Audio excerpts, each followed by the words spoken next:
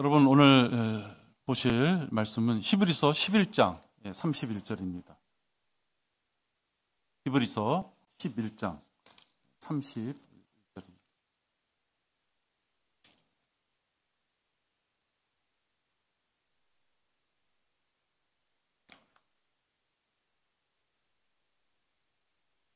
11장에 이름이 거론되는 기쁨이 얼마나 크겠어요, 그죠? 믿음의 본을 보여주는 그 장에 이름이 기록되어 있습니다. 여기에 상상하지 못할 만한 한 사람이 들어가 있습니다. 가장 천하다고 할 수 있는 창녀 라합의 이름이 들어가 있는 거죠. 오늘 11장 31절을 보면요.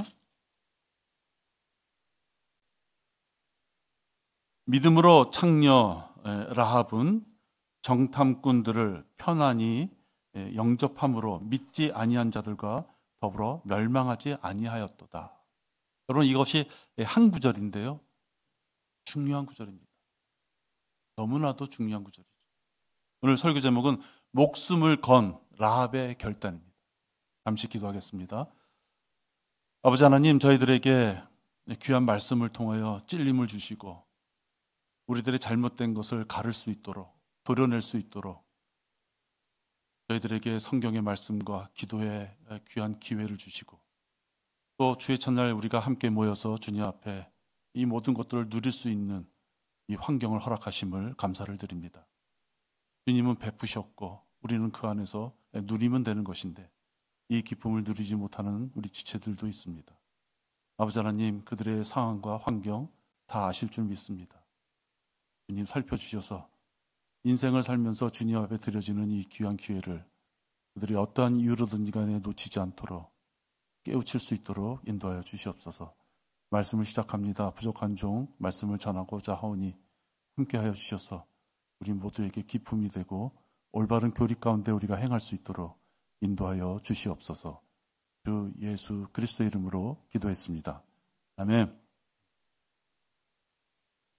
믿음의 선배로 기록되어 있는 이 창녀 라합은 무슨 특별한 능력이 있었던 것이 아닙니다.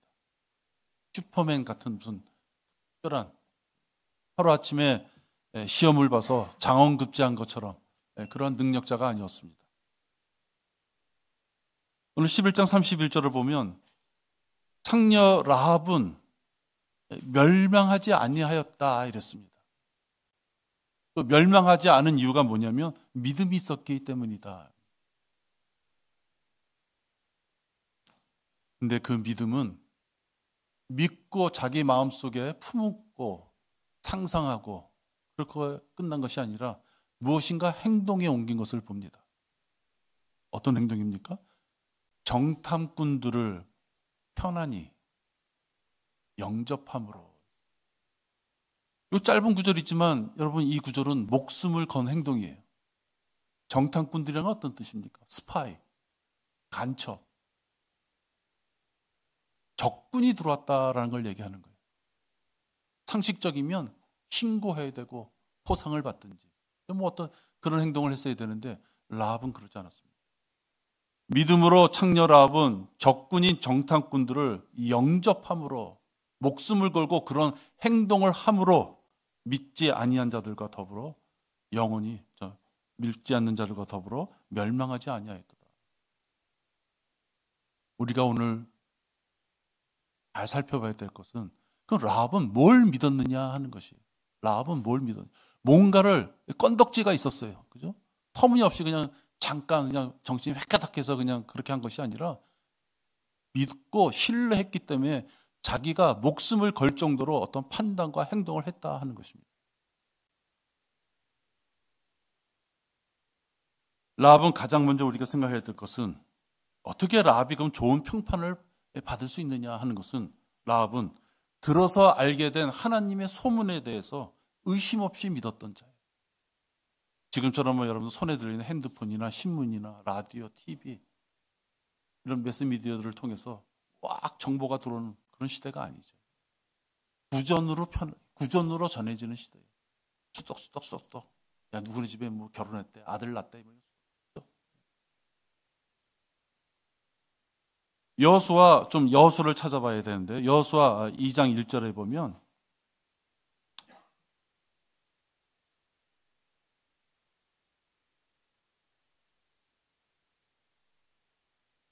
여호수아가 여리고성을 점령했을 때 정탐꾼을 보내게 됩니다. 적을 알아야 되니까요. 눈의 아들 여호수아가 시팀에서 두 사람을 몰래 정탐하러 보내면서 말하기를 가서 그 땅 여리코를 엿보라 하니 그들이 가서 라합이라 하는 창녀 집에 들어가서 거기서 묵으니라. 외부인이 스며들기가 가장 좋은 어떤 환경이었겠죠. 그러자 그것은 금방 여리코 성에서 알게 됩니다. 누가 여리코 왕에게 보고하여 말하기를 보소서 이스라엘 자손 중에서 사람들이 이 땅을 탐지하러 이 밤에 들어왔나이다. 그러니까 몰래 들어온 걸 얘기해요. 이 밤에 이 땅을 탐지하기 위해서 잡아 죽여야 되지 않겠습니까? 그죠? 그 무시무시한 공포가 깔려 있는 것이에요. 근데 좀 건너뛰어요. 7절에 보면 그들이 요단으로 가는 길로 그 사람들을 쫓아 나루까지 갔으며 쫓아가는 자들이 나가자마자 그들이 성문을 닫았더라. 누가 그들을 잡으러 왔는데 그들이 잘못된 정보를 듣고 지금 요단으로 달려가는 것이에요. 그러니까 정탐꾼들은 위기를 모면하는 것입니다. 8절에 그 사람들이 눕기 전에 그녀가 지붕 위로 그들에게 올라왔더라. 그녀가 그 사람들에게 말하기를 나는 주께서 이 땅을 너희에게 주신 것을 아노라. 너희의 공포가 우리에게 내려 있고 이 땅의 모든 거민이 너희로 인하여 힘이 빠져 있도다. 왜 힘이 빠졌느냐? 10절에 나와 있습니다. 이는 너희가 이집트에서 나올 때 주께서 너희를 위하여 어떻게 홍해 물을 마르게 하셨는가와 너희가 요단 저편에 있는 아모리인의 두 왕 시혼과 옥을 어떻게 완전히 멸망시켰는가를 우리가 들었기 때문이라.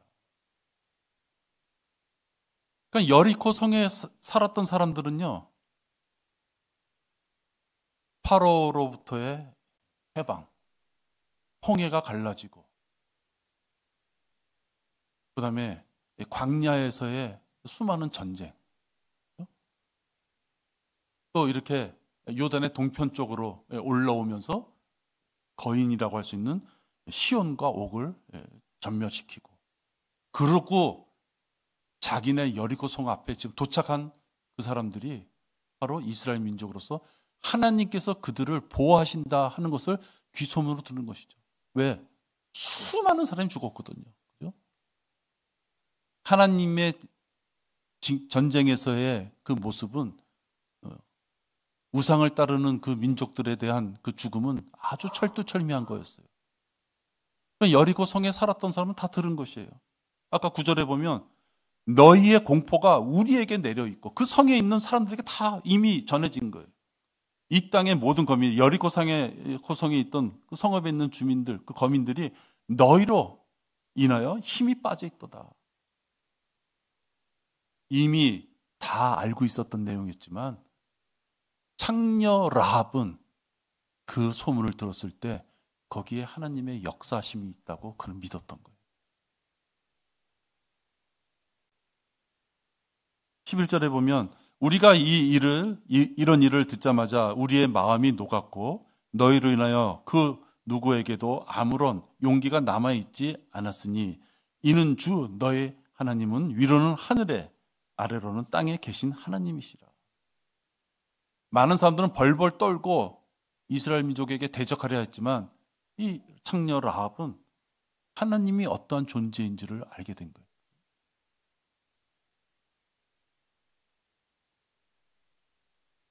그 소문이 전쟁을 치르면서 올라오는 그 이스라엘과 그들을 인도하시는 하나님에 대한 그때는 소문이겠죠. 귀로 듣는 거예요. 그 소문이 사실임을 의심하지 않았다는 거죠. 의심하지 않고 그 소문을 신뢰한 것이 정탐꾼을 숨기기까지 그가 행동에 옮길 수 있는 결단이 있을 수 있는 힘이 되었다 하는 것입니다. 만약에 창녀 라합이 설마 그렇게까지 죽였겠어? 진짜 홍해가 갈라졌겠어?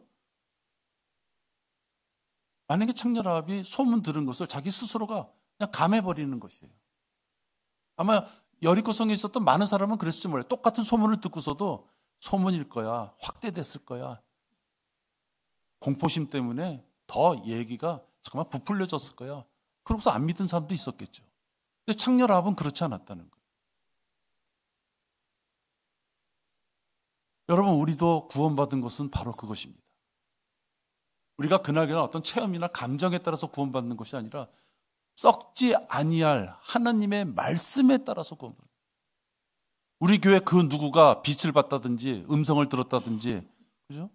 출세했다든지 아들 낳았다든지 취직했다든지 그런 기쁜 일이 있어서 하나님께서 나에게 이렇게 좋은 일로 내가 구원받은 게 틀림없어. 우리 그런 자 한 명도 없어요. 성경에 있는 말씀에 따라서, 요한복음 3장 5절에 따라서 거듭나고, 로마서 10장 9절 10절에 따라서 예수님께 죽으신 분을 우리가 마음속에 주로 영접했고,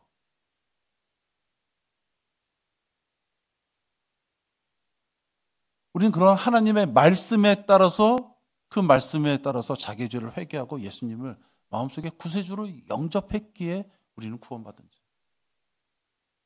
창녀 라합이 그 소문을 들었을 때 전혀 의심하지 않고 그것을 믿고 하나님에 대해서 그가 알게 됐을 때 그가 결단했던 것처럼 우리도 말씀에 따라서, 확실한 말씀에 따라서 구원받은 자. 그러니까 우리가 창녀 라합보다도 못한 게 없는 것이에요.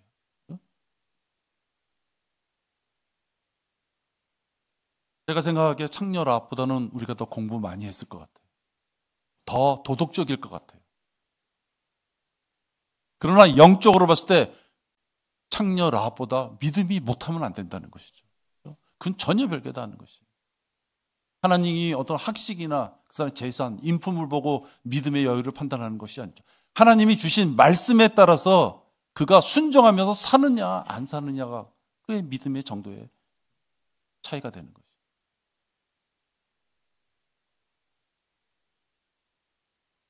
의심 없이 믿었던, 그런 믿음을 가졌던 라합처럼 우리도 하나님의 말씀을 들었으면 그것이 여러분이 알고 있는 교리와 어긋남이 없다고 판단한다면 우리는 하나님의 말씀을 믿어야 되는 것입니다.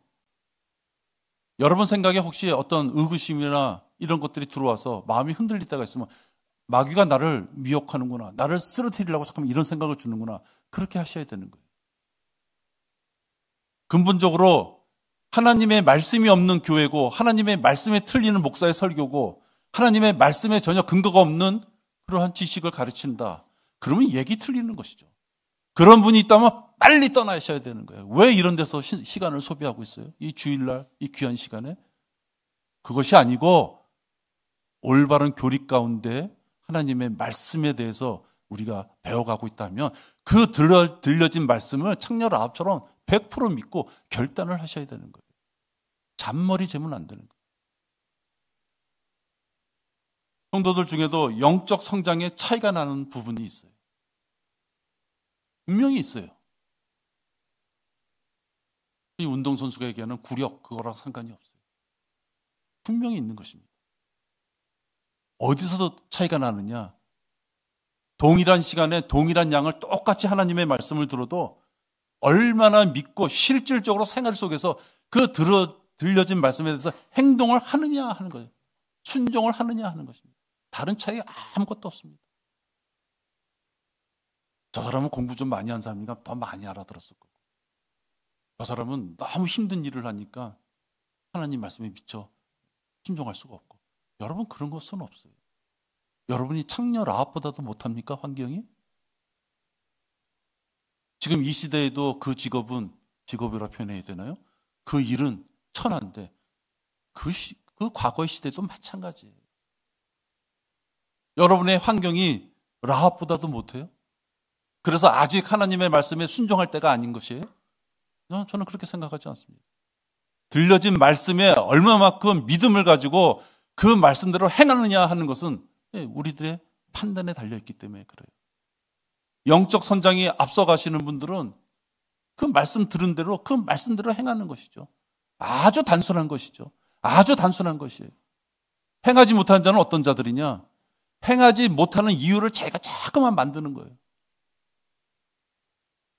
얼마나 괴로워요? 그 이유를 자꾸만 만들려고 하니.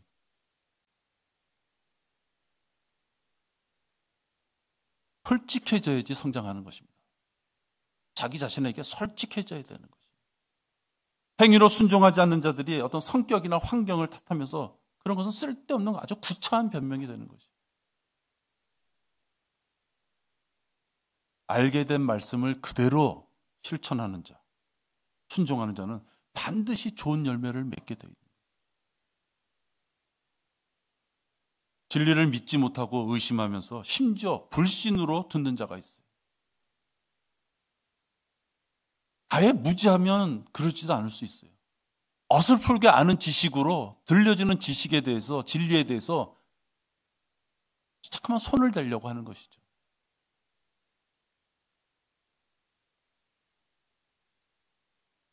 자칫 잘못하면 오히려 순종하는 자를, 야, 저렇게까지 할 필요가 있어? 왜 저렇게까지 유별나게 저래? 분리의 영이 들어간 것이에요. 자기의 부족함에 대해서 그것을 회개하는 것이 아니라, 그것을 자백하는 것이 아니라 앞서가는 자에 대해서 비토하는 것이죠. 그 인간의 육신적인 아주 더러운 성품이에요. 사실 그러한 나쁜 열매는 자신도 알고 사실은 이 주변에 있는 지체들도 알아요. 교회니까 참아주고, 일주일에 한 번 만나는 거니까 눈 감아주고, 나도 저렇게 넘어질 때가 있었으니 저자도 다시 살아나겠지. 그 기대감에 기도하면서 그냥 넘어주고 기도해 주는 것이죠.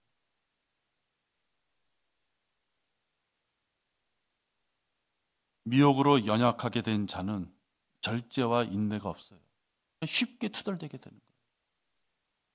내가 하나님과의 관계에서 기쁨이 있으면 다른 사람이 약하고 다소 부족하고 진짜 육신적인 면 때문에 나에게 어떤 껄끄러움을 줘도 하나님과의 관계를 비춰봤을 때 그건 아무것도 않은 것처럼 보여지는 거예요.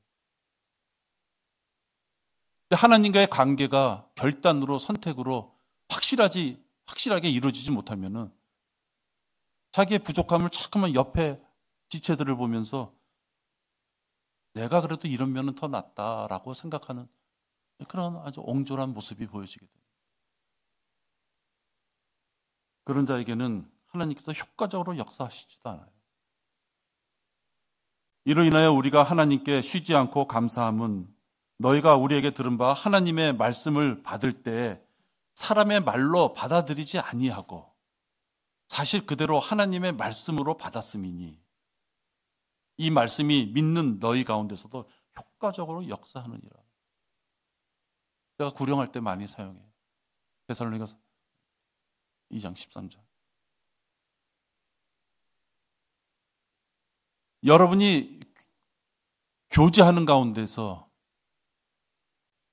어떠한 지체가 간증으로 하나님의 말씀을 간증한다면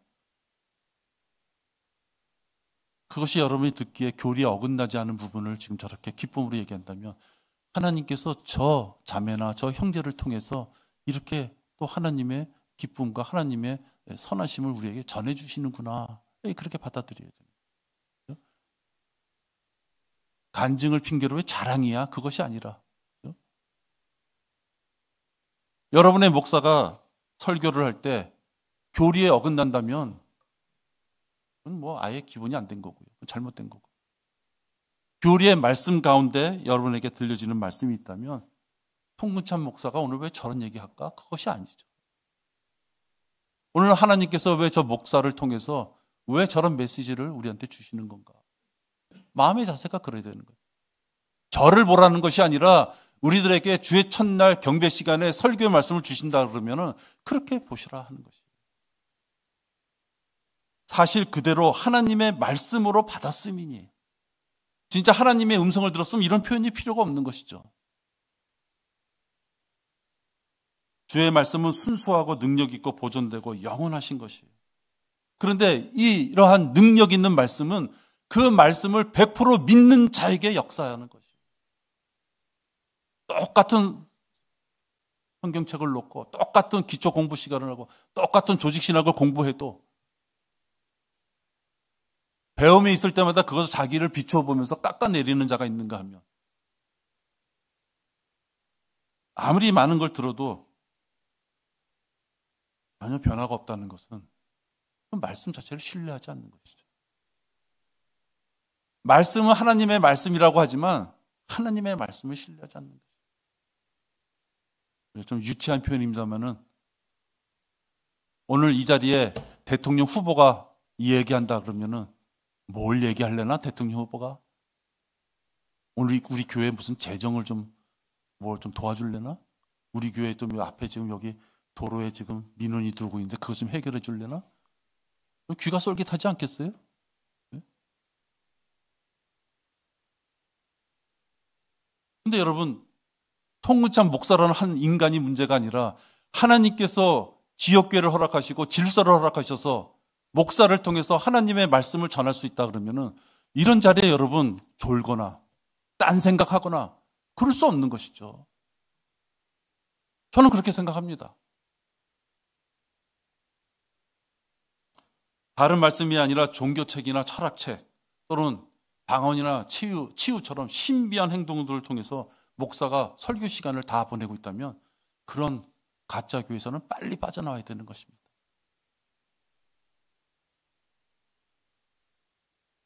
반대로 목사가 전해주는 설교가 교리에 어긋나지 않다면 어떤 성격이나 환경 이런 것에 잠깐만 변명하지 말고 순수하게 그 말씀대로 내가 사느냐 못 사느냐만 판단하면 되는 것이에요. 뭐 목사한테 보여주고 말고 뭐 지체한테 보여주고 말고 그 의미가 없는 것이죠. 아주 간단한 것이에요. 성경적으로 행하는 어떤 교회와 목사가 있다면 그곳에는 하나님의 역사하심이 있다고 믿어야 되는 것이에요. 하나님의 역사하심이 없는 교회에 다닐 이유가 없는 것이죠.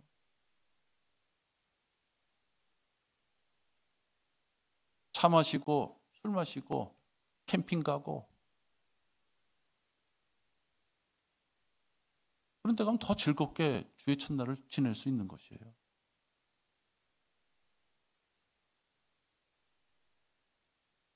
하나님께서 우리 교회에 역사해 주셔서 주의 첫날만큼은 말씀으로 무장될 수 있고 성경의 지식을 주어주시는 환경 가운데 공부할 수 있고 또 주변의 지체들을 통하여 자기를 비춰볼 수 있다.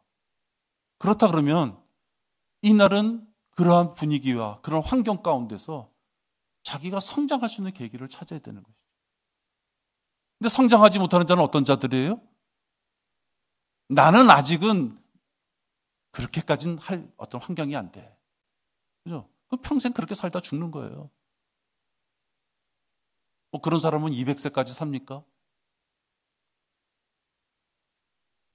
바울도 성경적으로 행하는 자기 자신을 따르라 그랬어요. 바울이 똑똑하고 바울이 많은 사람들 앞에 이렇게 뭐 흔히 말하는 전도하고 사역을 많이 한 위대한 자니까 따르라는 것이 아니라 바울은 자기 자신을 따르라 그랬어요. 왜 따르느냐? 바울이 그리스도께서 전하신 그 말씀대로 자기가 살기에 그러한 나를 보고 따르라 하는 것이에요. 바울이 교주가 되고 싶어서 그러는 것이 아니에요. 내가 그리스도를 따르는 것처럼 너희는 나를 따르는 자가 되라. 전제 조건이 있는 거예요. 바울이 그리스도를 따르는 것처럼. 사람의 스펙이 중요한 것이 아닙니다. 하나님의 말씀 안에서 양육과 또는 그 말씀의 실천이 행해지고 있다면 그런 교회야 그런 목사가 있다면 따라야 되는 것이에요. 알량하게 이것저것 계산할 것이 없는 것이에요. 목사를 짓지 못하는 개로 만들면 안 되는 것이에요.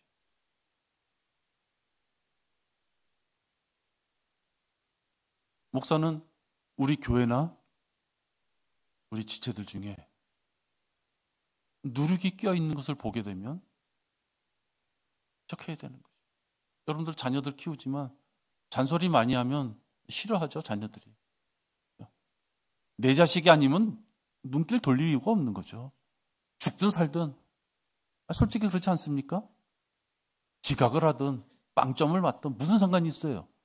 내 자식이니까 관심을 갖고 그가 잘 돼야 되겠으니까 뭔가 더 잔소리하는 거죠. 그러나 자녀들은 어렸을 때 싫죠. 부모가 잔소리하는 것이. 잔소리하는 부모가 너무 좋다고 하면 그냥 어떻게 보면 그게 좀 비정상 아닐까요? 목사는 교리와 행함에 있어서 우리 지체들에게 자꾸만 누룩이 붙어있는 모습이 본다면 그걸 지적할 수밖에 없는 거예요. 왜? 그냥 놔두면 안 되기 때문에요. 그래서 그가 결국 우리 교회를 떠난다 하더라도 지적해야 되는 것이에요. 그런 목사의 양육에 100% 순종해야 되는 것이에요. 목사가 전하는 말씀에 또는 공고에 100% 순종하지 않을 바에는 이 교회에 나올 필요가 없는 것이라는 거예요. 왜 나와요 도대체? 왜 쓸데없이 신뢰도 안 가는 사람에게 잔소리를 들어요? 필요 없는 것이에요. 너 왜 딴소리야 자꾸만. 너 안 보면 그만이야 하고 떠나면 그만인 것이에요. 그죠? 제가 그걸 원하는 건 아니지만 미쳤어요? 제가 그걸 원하게요? 그러나 하나님이 역사하시고 말씀 가운데 우리가 양육받고 지식을 배워가고 실천하고 경험할 수 있는 이 교회라고 여러분들이 믿고 있다면 순종하셔야 되는 거예요. 성도는 이 순종하고 결단하는데 어려움이 없어요. 여러분들 손에 들어있는 성경책 나도 똑같이 들고 있고 여러분에게 전하는 말씀 다소 부족한 점이 있을지 몰라서 오차도 있고 뭐 그럴지 몰라도 가능하면 말씀 가운데서 전하려고 그래요. 약간의 장가지가 흔들릴지 모르지만 말씀을 전하는 전반적인 그 주제나 논리가 틀리면 안 되는 것이죠.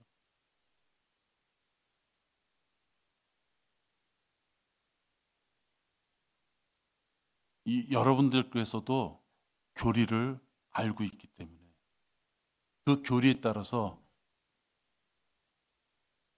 교회의 전통과 질서에 순종하면서 같이 가야 되는 거죠.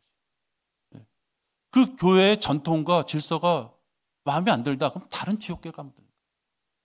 나는 구원을 못 받았다고 표현하고 싶은 것이 아니에요. 그건 내 소관이 아니에요. 몰라요. 솔직히 말하면 사람 속을 어떻게 알아요?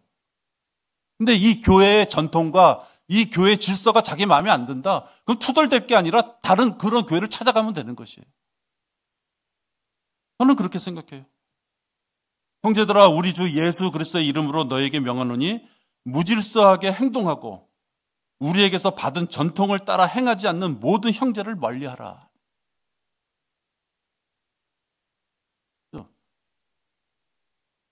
지역교회는 억지로 할 필요가 없는 것이에요. 억지로 할 이유가 없는 거예요. 좀 족쇄를 채운 것도 아니잖아요. 자기가 판단하면 되는 것이에요. 말씀을 100% 믿고 생활하면서 간증하는 자들을 보세요. 그들의 성령 충만함이 넘쳐 흘러요. 옆에 사람한테 기쁨을 주고 보기만 하면 그냥 웃고 싶고 말 한마디도 건네보고 싶고 그래요. 근데 두 마음을 가지고 의심하면서 말씀을 대하는 자는 이미 불의의 영이 그 안에 들어가 있어요. 말씀을 붙이기가 겁이 나. 오해할까 봐. 정말 가치 없는 불편함을 옆에 사람한테 끼치는 것이에요. 그죠? 되게 그러한 자들은 설교도 자신이 용납하고 싶은 내용만 간추려서 들어요. 그건 아주 비참한 교만인 것이에요. 설교의 지식의 양을 갖고 따지고 싶은 것이 아니에요. 바울도 자기의 언변이 매우 둔탁하다고 그렇게 표현하잖아요. 아무리 전하는 자의 그 말이 언변이 듣기에 거북할지라도 그가 교리 가운데 올바르게 전한다면 자기가 판단하는 것이에요. 아, 올바른 교리 가운데 행하는구나. 그럼 그 말씀에 100% 투덜댈 게 없는 것이죠. 근데 올바른 교리 가운데 행하는 것이 아니다 하면 마이크 시설 잘 돼 있는 곳에 공부 많이 해서 영어 발음도 좋고 연설도 능숙하게 하는 사람들, 약간 카리스마가 있어가지고 사람들을 막 휘어잡는 그런데 찾아가면 되는 것이죠. 그런 자들은 경배자라고 할 수 없는 것이에요. 비판자인 것이에요. 비판자. 그런 자들은 마치 깨진 항아리에 물 붓듯이 참 어리석은 것이에요. 많은 자들에게 구원과 양육의 기회를 주기 위해서 우리 교회 문은 열려져 있어야 돼요. 오늘도 아까 몇 년 전에 길거리에서 만났던 분, 오늘 양미자 이름 처음 알았는데 어머니를 위해서 기도해달라고 왔었고, 갑자기 막 주머니에서 이러면서 현금을 주셔요. 기도한다고. 안 받겠다 그랬죠. 길거리에서 만났는데 지난주 3, 4일 전에 크리스마스고 그러니까 목사님한테 인사하러 가겠습니다. 진짜 온 거예요. 아니 크리스마스 그거 아무것도 아니라고. 길거리에서 얘기했는데 난 복잡한 건 싫고요. 크리스마스 그러니까 목사님 우리 어머니를 위해서 기도해 주셨으니까 인사드리러 갈게요. 그래서 진짜 아침에 온 거예요. 그렇게 사탕 싸들고 왔어요.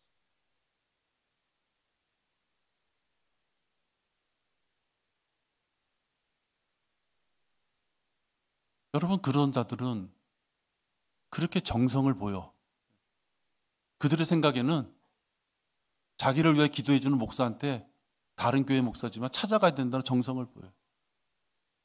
그건 헛된 정성인 것이에요. 그렇게 내가 크리스마스는 아니라고 길거리에 설명했는데 크리스마스 카드에다가 이렇게 적어서 오늘 가져온 거예요. 네? 여러분, 우리 교회 문턱을 넘어서면 그런 자들인 거예요. 그런 자들이 조금 아까 와서 나도 우리 교회 예배 드리러 가야 되니 빨리 가겠습니다. 이 선물 좀 받아주세요. 그게 이 주변에 있는 종교 생활하는 자들의 지금 현실인 것이에요. 여러분, 우리는 그렇지 않잖아요.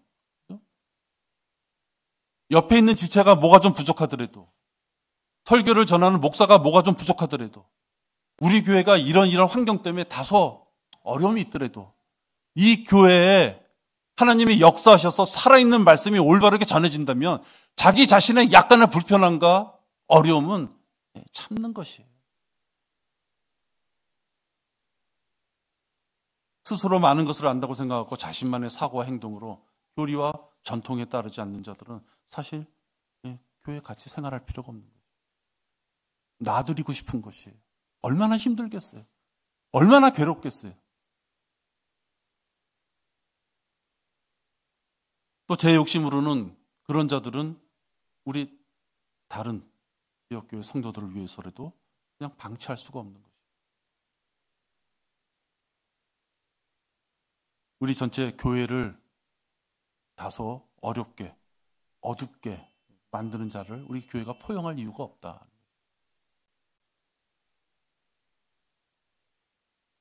교회는 라합처럼 하나님의 역사를 100% 믿고 그는 목숨을 걸고 결단해서 행동으로 옮긴 거예요.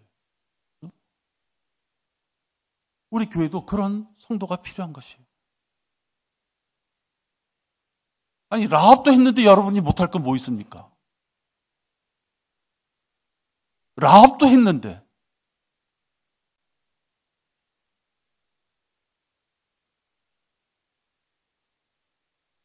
설교를 의심하며 듣는다든지, 집중하지 못하고 졸면서 딴짓을 한다든지,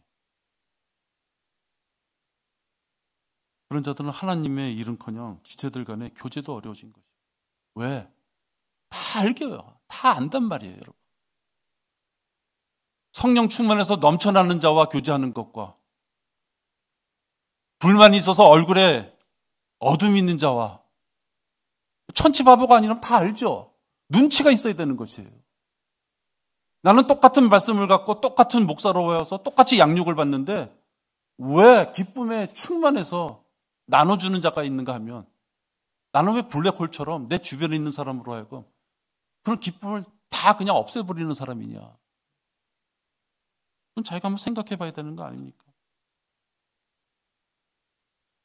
라합은 믿음의 선배의 그 대열에 서기 위해서 아까 말한 대로 결단하고 행동했다 말씀해요. 여러분 여호수아 2장 3절 보세요. 여호수아 2장 3절입니다.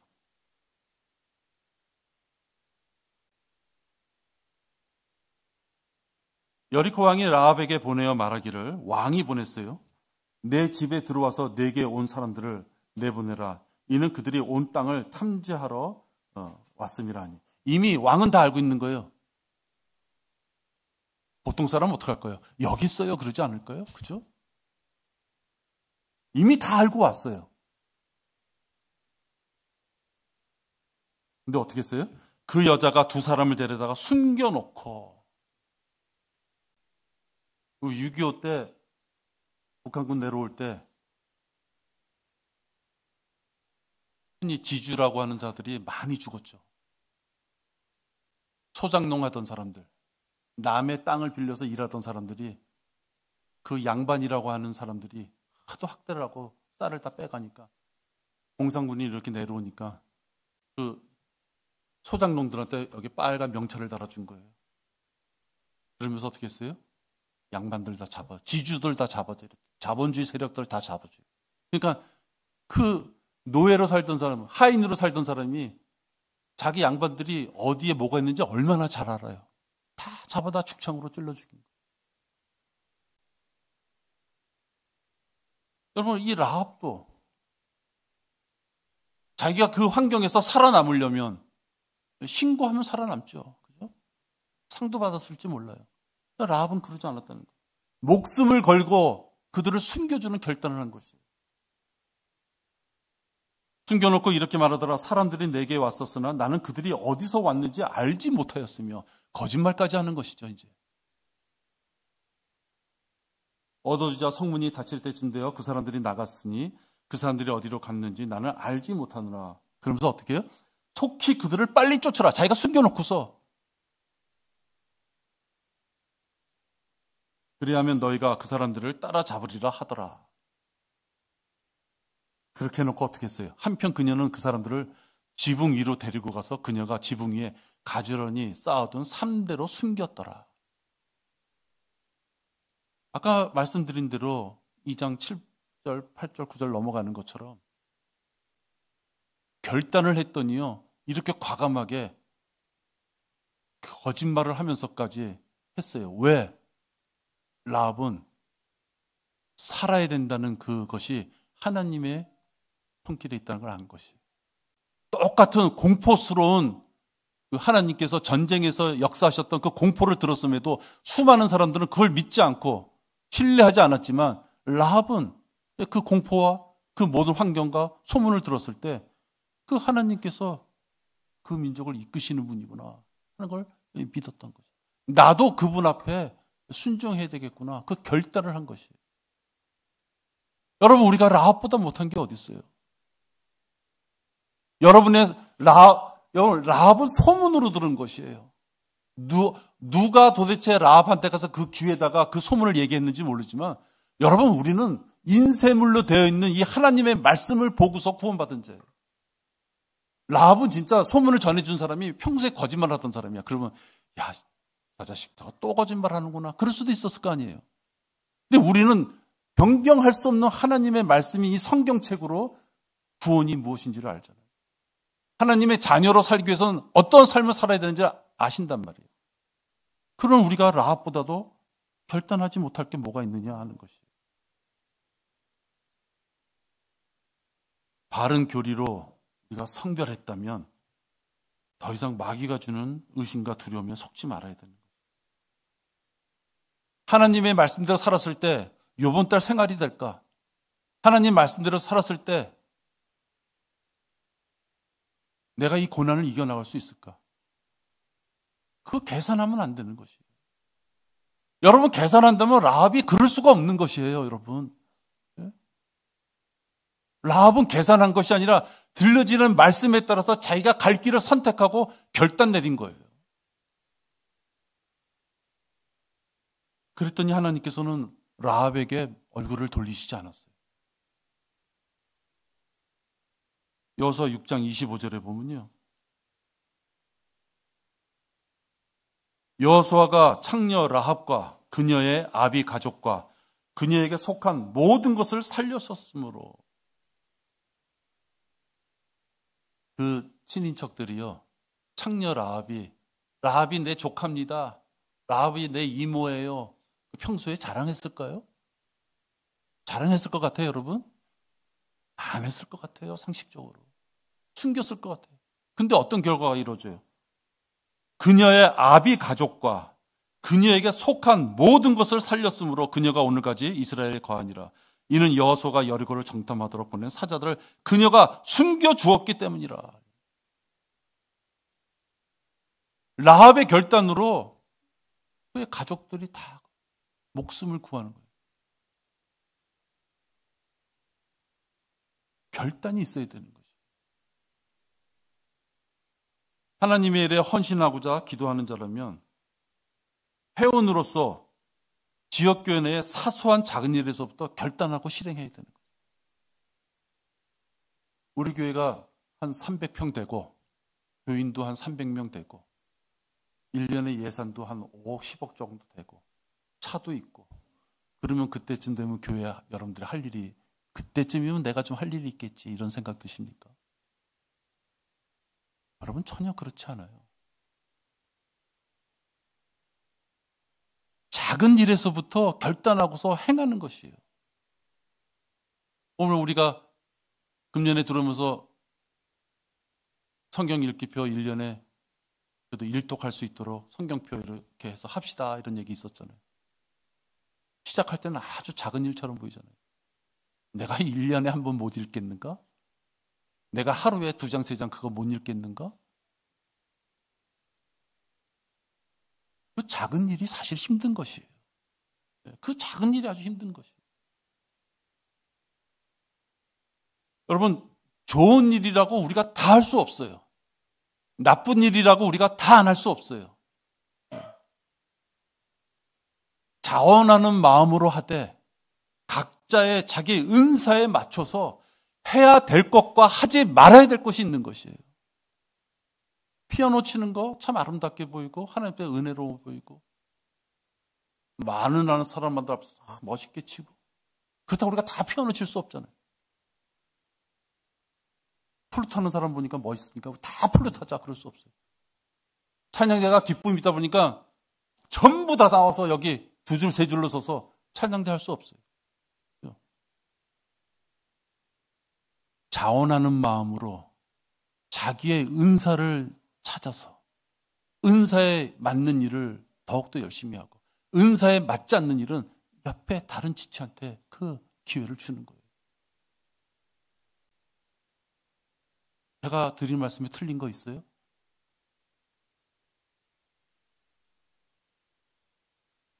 단 어떤 일을 선택해서 하나님 일에 헌신하고자 결단에 옮겼다면 목숨을 걸고 해야 되는 것이에요. 우리 교회에서 피아니스트가 대한민국에서 제일 잘 치고 찬양대는 성악 중에서도 전공을 하고, 거리 설교하는 자들은 연설하는 학원에 가서 100점 맞은 자들로 선택을 하고, 그걸 요구하는 것이 아니에요. 지금 제가 말하는 건 그걸 요구하는 것입니다.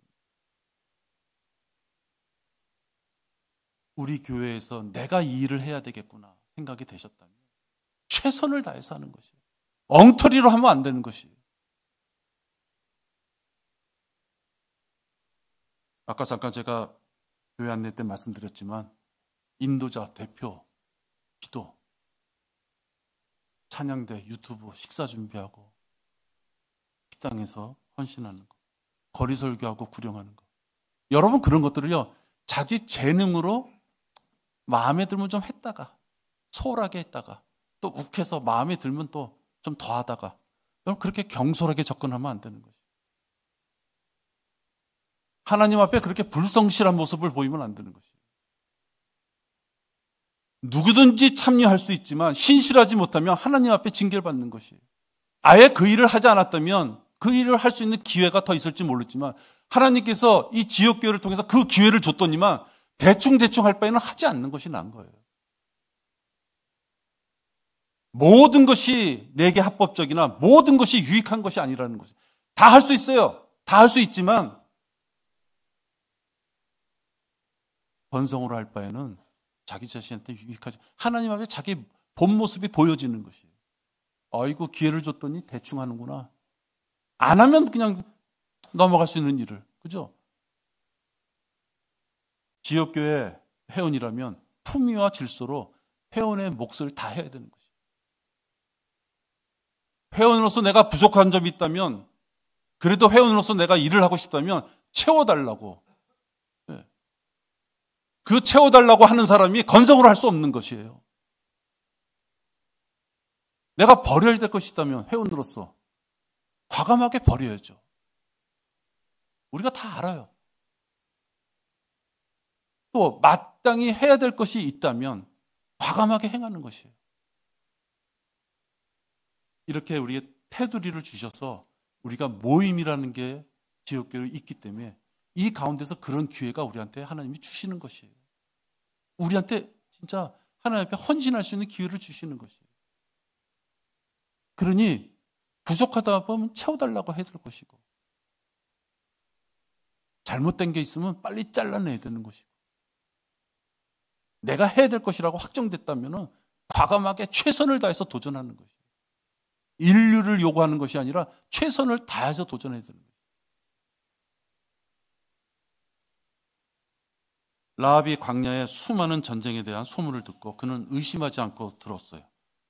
당장 육신의 생명, 그 정탐꾼들을 빨리 니네 집에서, 여기 정탐꾼 혹시 왔어? 그 얘기가 아니에요, 여러분. 그죠? 그 얘기가 아니에요. 너희 집이 정탐꾼이 들어간 걸 아는데 그를 빨리 내놓으라 이 뜻이에요. 얼마나 두렵겠어요, 라합이. 자기의 육신의 생명을 생각하면서 머뭇거렸다면, 그들에게 눈동자가 흘려지면서 머뭇거렸다면 그의 가족이, 또 그가 구원받을 수 있는 길은 없었던 것이에요. 그녀가 갈팡질팡하지 않고 복음을 들었을 때, 귀한 그 하나님에 대한 그런 소문을 들었을 때, 그런 결단한 것이에요. 우리 구원받지 못한 자들은 그런 복음을 들었을 때 빨리 결단해야 되는 거예요.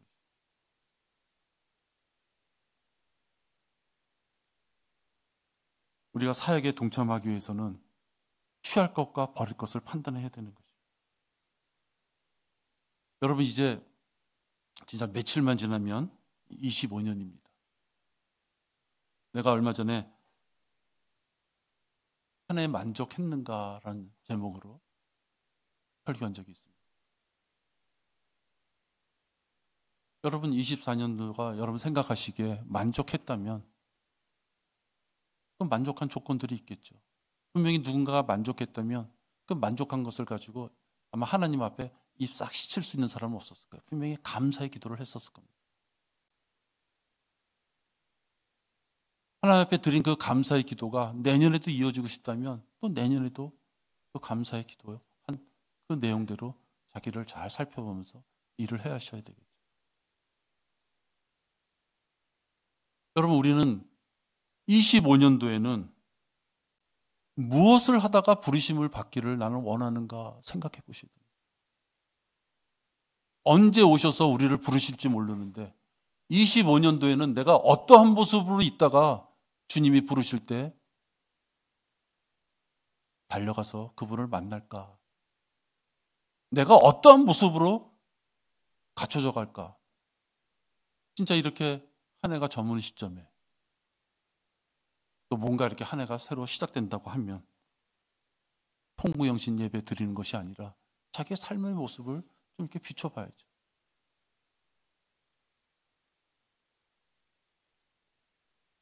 하나님의 말씀을 듣고 우리 교회가 하나님께서 역사하시는 교회라면, 우리 교회에서 배운 그 교리가 올바른 것이라면, 여러분은 성경에 손에 들리는 성경이 올바른 성경이라고 믿고 있다면, 여러분의 목사가 여러분에게 전하는 말씀이 교리 가운데 있는 말씀이라면 그 말씀에 따라서 나는 내년에 어떻게 살 것인가, 보이지 않는 셋째 하늘을 바라보면서 어떻게 살 것인가를 고민하고 또 기도하는 자라면 이 땅에 자질구레한, 내 주변에 약간 껄끄름이 있고 자질구레한 것, 그게 눈에 보일 리가 없는 것이에요. 여러분, 그거 눈에 보일 리가 없어요. 이제 며칠 안 남았습니다, 여러분. 자기 자신도 돌이켜보고 내년도에 혹시 여러분 하시고 싶은 게 있으면 최선을 다하라. 하나님 앞에 얼렁얼렁하게 그냥 대충 하는 일 하지 말고 최선을 다하게 하시되, 그것이 나한테 분명히 라합이 받았던 그 귀한 선물처럼 여러분들도 하나님 앞에 분명히 그 대가를 귀하게 받을 것이다 하는 것입니다. 기도하겠습니다. 하나님 아버지, 우리들에게 사계절을 주셔서 시간이 흘러가는 걸 알게 하시고, 또 이렇게 시간의 흐름을 1년 주기로 잘라서 우리가 이렇게 시간이 흘러가는 것을 알게 하신 것을 감사를 드립니다. 아무런 변화 없이 살다 보면 어디로 흘러가는지 모를 수도 있는데, 이렇게 저희들 뒤돌아볼 수 있도록 기회를 주시고, 또 부족한 모습들을 하나님의 말씀에 비추어 보면서 올바른 성도로서 살아가고자 하는 말씀을 나눌 수 있도록 인도하심을 감사를 드립니다.